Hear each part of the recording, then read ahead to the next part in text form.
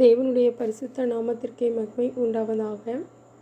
ஒருமுறை தேவ மனிதர் சாது சுந்தர் சிங் அவர்கள் தனியாக ஜெபித்து கொண்டிருந்த போது ஆண்டவராகிய இயேசு கிறிஸ்து அவருக்கு தரிசனமாகி உரையாடிய நிகழ்வை இயேசுவின் பாதப்படியில் என்ற நூலாக அவர் எழுதியுள்ளார். இந்த நூல் 1922 உருது மொழியிலிருந்து ஆங்கிலத்திற்கு மொழிபெயர்க்கப்பட்டது. இந்த நூலில் சாது சுந்தர் சிங்கின் கேள்விகளுக்கு ஆண்டவராகிய இயேசு கிறிஸ்து நாம் எளிதாக புரிந்து கொள்ளும் வகையில் உதாரணத்துடன் விளக்கம் கொடுத்துள்ளார். இந்த நூலில் கடவுள் பிரசன்னத்தின் வெளிப்பாடு, பாவம் மற்றும் இரட்சிப்பு, ஜெபம், சேவை, சிலுவை மற்றும் துன்பத்தின் மர்மம், சொர்க்கம் மற்றும் நரகம் என்று 6 தலைப்புகளில் எழுதப்பட்டுள்ளது.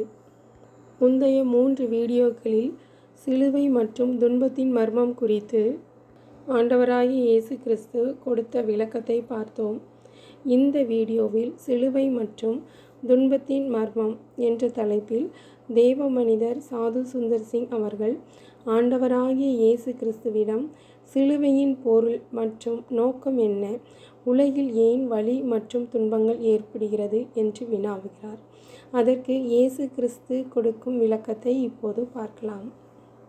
ஆண்டவராகிய இயேசு கிறிஸ்து ஒரு விசுவாசியின் வாழ்க்கையையும் அவிவிசுவாசியின் வாழ்க்கையையும் பாம்பு மற்றும் பட்டுப்புழுவை உதாரணத்துடன் கூறி விளக்குகிறார். ஒரு விசுவாசியின் வாழ்க்கையும் அவிவிசுவாசியின் வாழ்க்கையும் அவற்றின் தொடக்கத்தில் மிகுந்த ஒற்றுமையை காட்டுகின்றன. விசுவாசி அவிவிசுவாசி 2 பேர் வாழ்க்கையும் ஆரம்பத்தில் ஒரே மாதிரி தான் இருக்குது. ஆனால் முடிவு வரும்போது அது வேறுபட்டதாக இருக்குது. உதாரணத்துக்கு ஒரு பாம்பு பட்டுப்புழுவை எடுத்துக்கலாம். இந்த பாம்போட லைஃப்பும் பட்டுப்புழுவோட லைஃப்பும் வேறுபட்டது. பாம்போட தோலை எத்தனை முறை உரித்தாலும் பாம்பு பாம்பாக தான் இருக்கும். ஆனால் அந்த பட்டுப்புழு அதோட கூட்டுக்குள்ளே தான் அந்த பட்டுப்புழு இருக்கும்.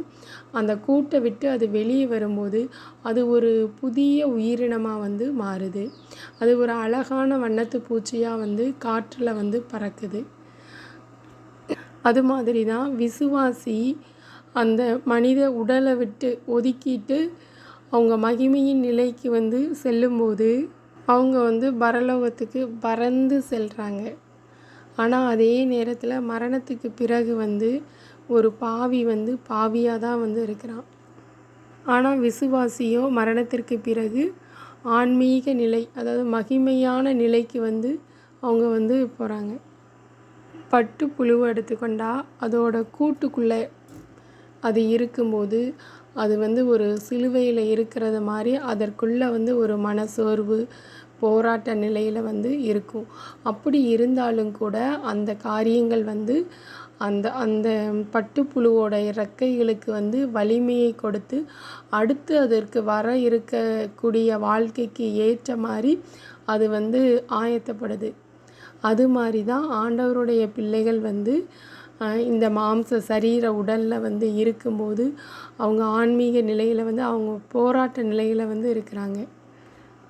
பலவித போராட்டங்கள், நெருக்கடிகள், மோதல்கள், பெருமூச்சு, ஏக்கத்தோடு அவங்க விடுதலையை எதிர்நோக்கி இருக்காங்க.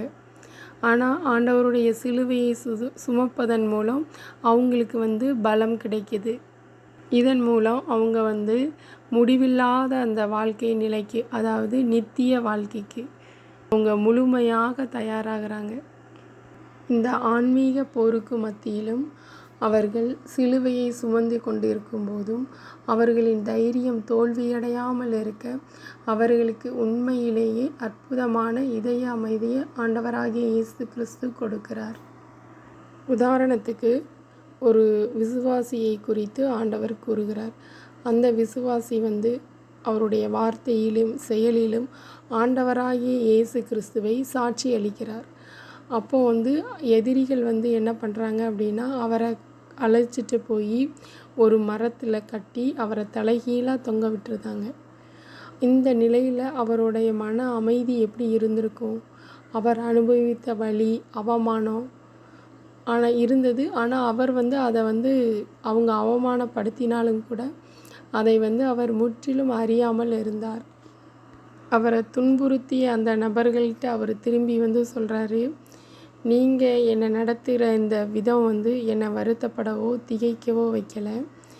ஏன்னா தலைகீழாக இருக்கக்கூடிய இந்த உலகத்தில் எதையும் நிமிர்ந்து பார்க்க முடியாது. நீங்கள் உங்கள் சொந்த இயல்பு எப்படி இருக்கோ அது மாதிரியே என்னை நீங்கள் தலைகீழாக மாற்றியிருக்கீங்க.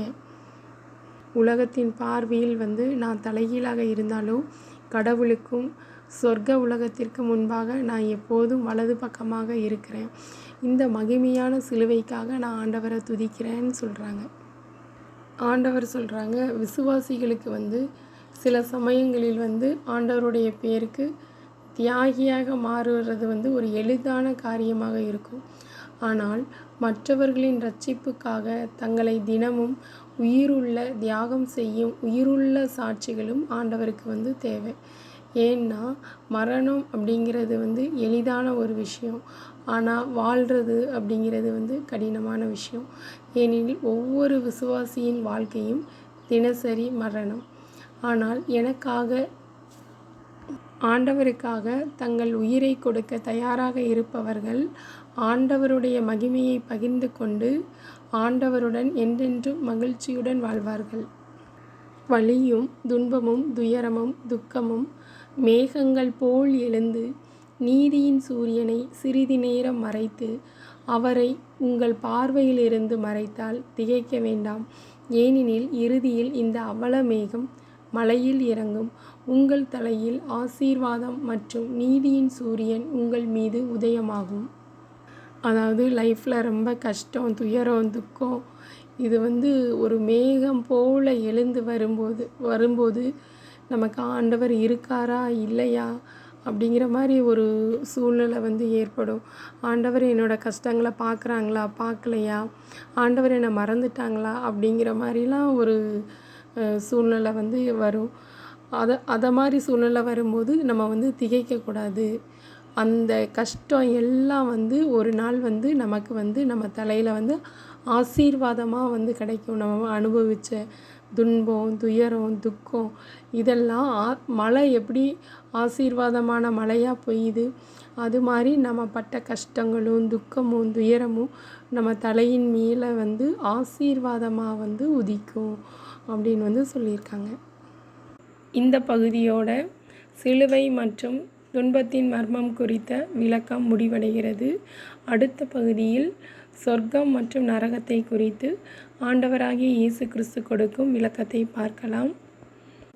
சிலுவை மற்றும் துன்பத்தின் மர்மம் தலைப்பில் உள்ள மற்ற வீடியோக்களை தேவன் நம்மோடு யூடியூப் சேனலில் பிளேலிஸ்டில் காணலாம்.